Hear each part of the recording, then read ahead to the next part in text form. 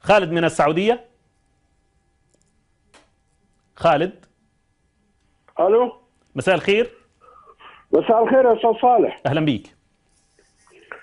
تونس لها الان 3 سنوات وهي غير مستقرة، والان حان الوقت للرئيس زين العابدين للخروج، لان له قاعدة وانصار، وبمساعدة بعض الدول العربية لرجوع الامن والاستقرار الى تونس. وشكرا لكم.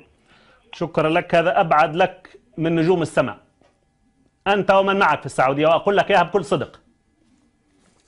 حان الان ليعود السيد الرئيس زين العابدين ومعه دول عربية. معه من؟ انا ساسمح لنفسي لاول مرة اخرج عن دوري كاعلامي. هذه ثورة يا صديقي، انت ومن معك، لن تستطيع عليها لا انت ولا غيرك. وبن علي يحتفظوا به الى مليون سنة هناك لديكم في السعودية.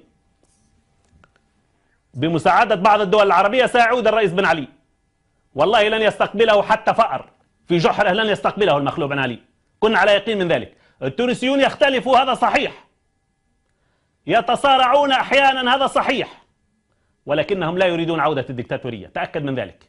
إذا أنت سعيد في أي مكان في العالم بالدكتاتورية، الشعوب هذه ذاقت الحرية ولن تعود إلى الخلف. والانقلاب الذي حصل بمصر بمباركة سعودية إماراتية لن يتكرر في تونس، تأكد من ذلك، وسيفشل في مصر أيضا، والأيام بيننا يا صديقي.